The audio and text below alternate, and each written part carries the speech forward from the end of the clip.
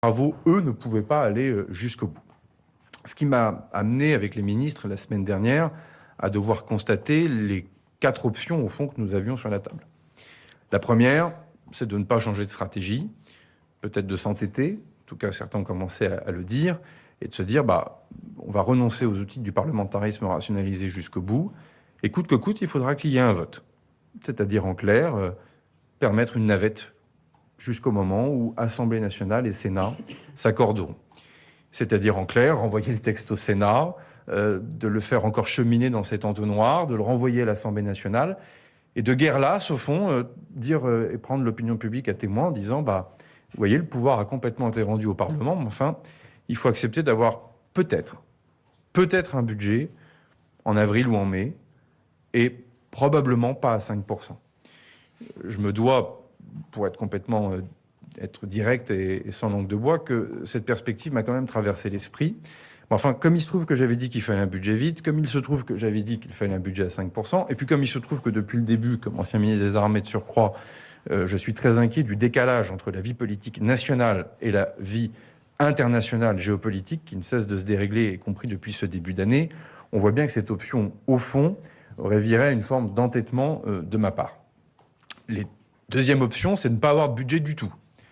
D'ailleurs, certains artisans du chaos dans lequel nous nous trouvons, ou nous pourrions nous trouver, parce que précisément nous n'y sommes pas encore et nous faisons tout pour l'éviter, désormais présentent la loi spéciale comme étant, au fond, un budget temporaire qui pourrait devenir permanent sans incidence.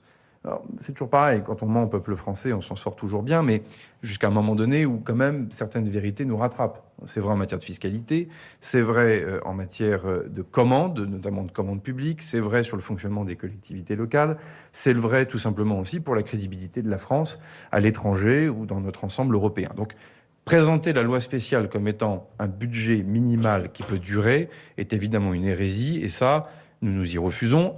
Et comme je n'ai pas abandonné la méthode de compromis et de concertation, je me suis assuré auprès de tous les groupes politiques de l'Assemblée nationale et du Sénat qui étaient dans un état d'esprit, même dans l'opposition, mais constructif, n'abandonnant pas les perspectives, heureusement, de défendre l'intérêt général. Ces différentes formations politiques nous ont dit non, la France doit avoir un budget, y compris parfois des formations politiques qui ne l'assumeront pas publiquement, mais qui nous ont dit ne faisons pas n'importe quoi, les choses sont trop graves. Donc ensuite, évidemment, il ne restait que 2 possibilités, celle que le constituant avait imaginée en 1958, les outils du parlementarisme rationalisé, comme on dit, ordonnance ou engagement de la responsabilité du gouvernement. Après, là aussi, beaucoup de concertation, après d'ailleurs avoir demandé à ce que techniquement les 2 outils soient préparés et prêts pour que le gouvernement puisse prendre ses décisions, nous avons décidé, je dois le dire à titre personnel, avec une certaine forme de regret et d'un peu d'amertume, mais d'engager la responsabilité du gouvernement, ce que je ferai demain sur la partie recette du projet de loi de finances. Alors je le fais avec un regret, déjà parce que j'ai conscience que je suis obligé de revenir sur ma parole, mais en même temps, pour tenir parole, il faudrait que je m'entête. Et pour s'entêter, on finirait par dire que je suis têtu, et je ne veux surtout pas, vous l'avez bien compris, avoir l'ego mal placé et être source de désordre. Parce qu'au fond, c'est ma ligne quand même depuis le mois de septembre, discuter avec tout le monde, trouver des lignes de compromis, travailler le plus sérieusement possible, tenir le gouvernement le plus loin possible de l'échéance présidentielle et au fond, refuser le désordre là où d'autres en font commerce. Et donc j'ai bien compris ces derniers jours, y compris en vous lisant ou en écoutant les radios et les télévisions, que en m'entêtant trop longtemps, je serai moi-même source de désordre. Néanmoins, il faut que l'engagement de la responsabilité du gouvernement, parce que précisément certains groupes politiques n'ont pas voulu engager la leur, alors qu'ils étaient candidats aux élections législatives pour donner un budget au pays, qu'on le veuille ou non. On peut l'amender, on peut ne pas être d'accord, à la fin on peut voter contre. On n'est pas obligé de saboter la copie, la rendre incohérente, et avec les différentes opérations auxquelles on a pu vraiment constater avec la ministre que désormais il n'y avait plus beaucoup de règles, en tout cas dans la manière de se comporter. C'est une question d'éthique morale, c'est ainsi.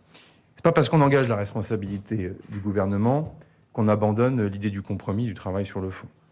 Et c'est pour cela que la semaine dernière, vendredi, j'ai commencé à dessiner à quoi pouvait ressembler cette copie finale, avec au fond aussi quelques conclusions que nous tirons du projet de loi de financement pour la sécurité sociale, qui est un projet de loi de financement, vous le savez, qui permet un certain nombre de protections. Mais enfin, on voit bien que pour les actifs, pour la jeunesse, pour des secteurs qui potentiellement sont en crise, je pense particulièrement au logement, pour le rapport à celles et ceux qui travaillent tout simplement, ou qui vont travailler, les étudiants, celles et ceux qui sont en apprentissage, il fallait qu'on fasse considérablement évoluer la copie. Et je remercie vraiment les ministres parce que ces nombreuses semaines n'ont pas servi à rien, parce qu'elles nous ont permis de moissonner un certain nombre d'initiatives, d'idées, de repousser aussi en fonction de nos propres lignes rouges ce que nous ne souhaitions pas. Je rappelle quand même qu'on a démarré ces discussions budgétaires avec des atteintes qui auraient pu être très dures sur l'appareil productif et sur l'outil de production.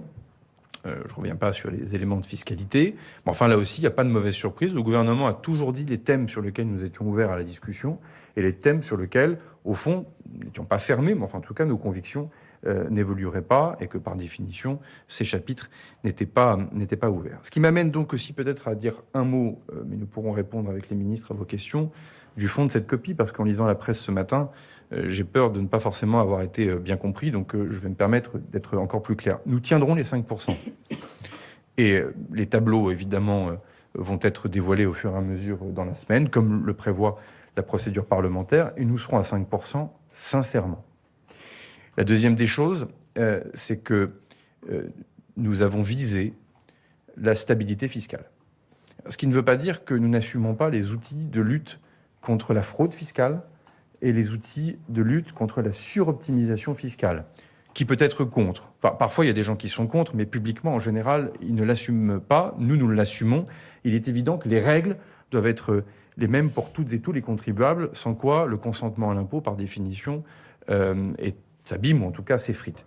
En tout cas, ça m'amène à vous dire que les impôts pour les ménages seront les mêmes en 2026 qu'en 2025.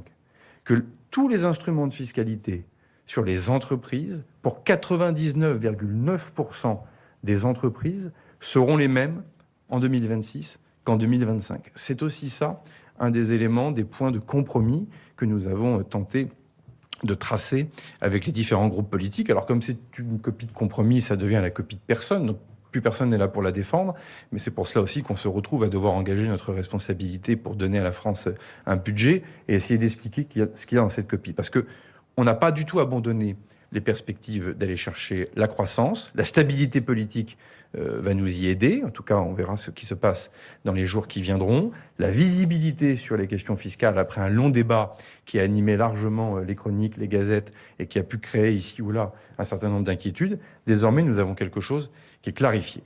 Fort de cet engagement, d'autres éléments sur la copie seront évidemment précisés dans les heures qui viendront. J'écrirai aux parlementaires. Les ministres du pôle de Bercy vont aussi rentrer en contact avec les différents responsables de texte, les rapporteurs généraux des finances. Des discussions se poursuivent encore actuellement sur un certain nombre de thématiques.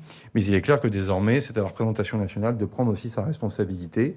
Est-ce qu'on renoue avec un scénario de crise ou est-ce qu'après tous ces efforts de compromis, après une méthodologie, je crois, qui était la seule, au fond, que nous pouvions prendre et opter à l'automne dernier, est-ce qu'on va vers une sortie, au fond, de cette mauvaise séquence que nous connaissons depuis le mois de septembre, ou est-ce qu'au contraire, nous replongeons dans un moment d'aléas, de difficultés? Vous l'avez compris, je ne le souhaite pas, surtout au moment où l'actualité internationale nous rattrape largement